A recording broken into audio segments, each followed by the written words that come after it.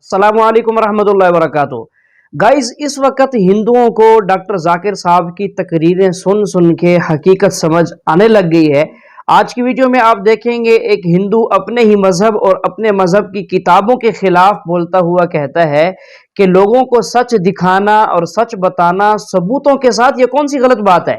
तो वो अपने ही मजहब की गलतियां और अपने मजहब की किताबों की गलतियां नोट करके बता रहा है। तो आइए ये वीडियो देखिए और इसके बाद फिर सुनते हैं डॉक्टर जाकिर साहब की ज़बानी।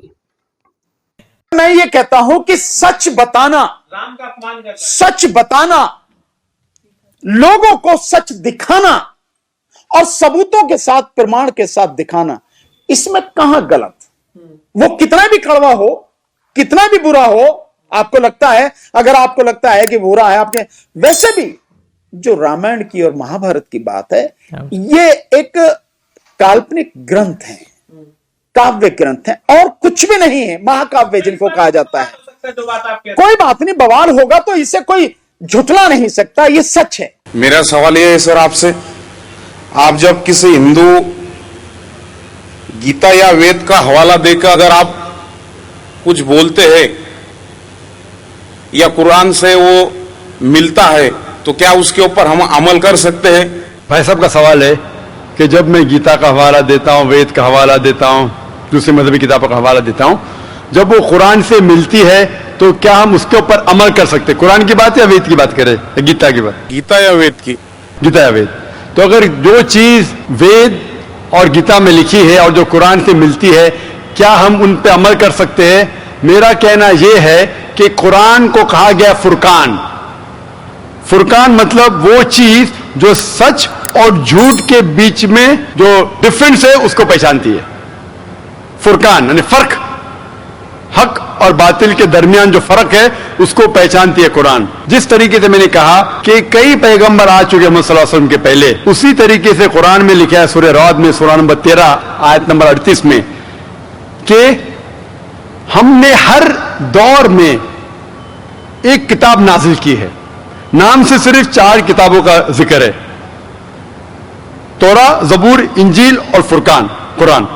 लेकिन इस आयत के मुताबिक कई किताबें नाजिल की गई है, उनका नाम से जिक्र नहीं कुरान मजीद में। लेकिन जितनी भी किताबें कुरान मजीद के पहले आए वो सिर्फ एक उम्मत के लिए थी, एक ग्रोह के लिए थी, और वो सारा पैगाम महदूद था एक वक्त के लिए। इसीलिए अल्लाह सुब्हानहू व तआला ने, खुदा ने ये सारी किताबों को महफूज रखने के लिए सही नहीं समझा, क्योंकि महदूद थी उस वक्त के लिए। इसीलिए ये जितनी किताब पहले नाजिल हुई वो महफूज नहीं है, ना उसकी जरूरत है। लेकिन क्योंकि कुरान मजीद आखिरी कलाम है अल्लाह सुब्हानहू व तआला का, इसीलिए अल्लाह सुब्हानहू व तआला खुद कहते हैं सूरह हिजर में सूरह नंबर 15 आयत नंबर 9 में कि हमने इस कुरान मजीद को नाजिल किया है और हम इसकी हिफाजत करेंगे। तो जितने पहले किताबें आए उनके अंदर मिलावट हो चुकी है। जिस तरीके से अल्लाह ताला फरमाते कुरान मजीद में सूरह बकरा में सूरह नंबर 2 आयत नंबर 79 में, फवैलुल लिल्लज़ीना यक्तुबून किताब बिअयदीहिम सुम्मा यक़ूलून हाज़ा मिन इंदिल्लाह लियश्तरू बिही समनन कलीला फवैलुल लहुम मिम्मा कतबत अयदीहिम ववैलुल लहुम मिम्मा यक्सिबून। लानत है उन लोगों पे जो लोग किताब अपने हाथ से लिखते हैं और कहते हैं खुदा की तरफ से है। लानत है उन लोगों पे जो कमाते हैं, लानत है उन लोगों पे जो लिखते हैं। तो इससे यह जाहिर होता है कि जितने पहले किताबें आए उनमें मिलावट हो चुकी है। ये कुरान आखिरी कलाम है और कोई भी चाहे तो इसको तब्दील कर ही नहीं सकता। खुदा खुद, अल्लाह सुब्हानहू खुद इसकी हिफाजत करेंगे। इसीलिए आज जब मैं मुताला करता हूं कुरान और दीगर मजहबी किताबों का, अगर ये मैच होता है, अगर यकसा है, जो चीज कुरान और भगवत गीता में यकसा है, मुझे कोई भी गिला शिकवा नहीं है मानने के लिए कि ये पोर्शन, ये श्लोक खुदा की तरफ से है। लेकिन अगर कुरान से नहीं मिलता है तो मैं कहूंगा कि हो सकता है, हो सकता नहीं। लेकिन कुरान के खिलाफ है तो मैं कह सकता हूं कि ये खुदा का कलाम है नहीं। इसीलिए जो कलाम कुरान से मिलता है, चाहे वो श्लोक हो या मंत्रा हो, वेद का हो, उपनिषद का हो या गीता का हो या चाहे धम्मा पट का हो, अवेस्ता का हो, दसातीर का हो, चाहे ओल्ड टेस्टामेंट का हो, न्यू टेस्टामेंट का हो, जो भी चीज कुरान से मिलती है, हम मुसलमानों को कोई गिला शिकवा नहीं मानने के लिए कि ये भाग खुदा की तरफ से है। इसीलिए मैं यकसानियत के बारे में जिक्र करता हूं। तो आपके लिए भी मैं कहता हूं कि जो इख्तिलाफ की बातें हैं उसे छोड़ दो, जो यकसानियत की बातें हैं, जो आपके किताब में लिखा है, वेदा में लिखा है, पुराना में लिखा है कि आखिरी पैगंबर मोहम्मद सल्लल्लाहु अलैहि वसल्लम में, तो आपके लिए फर्ज है कि आप भी इस आखिरी पैगंबर में माने।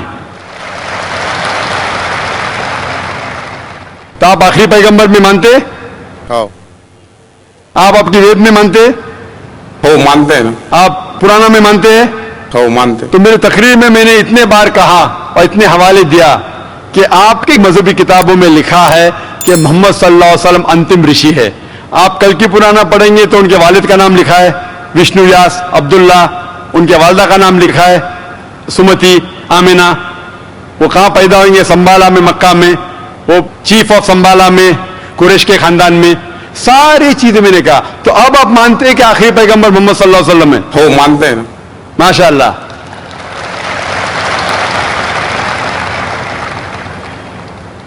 तो आप मानते हैं कि खुदा एक है? हो बिल्कुल। आप मानते हैं खुदा की कोई भी प्रतिमा नहीं है बेशक। और सिर्फ खुदा की इबादत करना चाहिए? सही। तो आप ये मानते हैं कि खुदा एक है और मोहम्मद सल्लल्लाहु अलैहि वसल्लम आखिरी पैगंबर है? हो।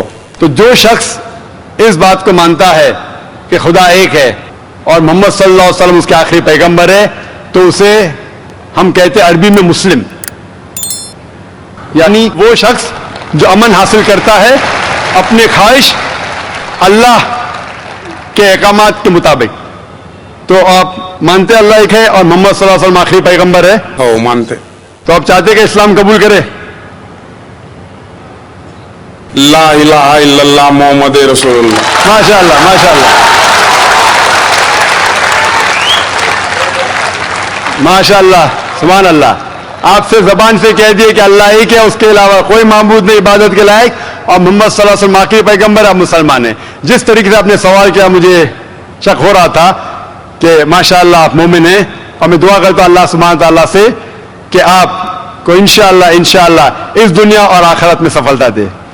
मैं ये कहता हूं कि सच बताना, सच बताना, लोगों को सच दिखाना और सबूतों के साथ, प्रमाण के साथ दिखाना, इसमें कहां गलत? वो कितना भी कड़वा हो, कितना भी बुरा हो, आपको लगता है, अगर आपको लगता है कि बुरा है आपके, वैसे भी जो रामायण की और महाभारत की बात है, ये एक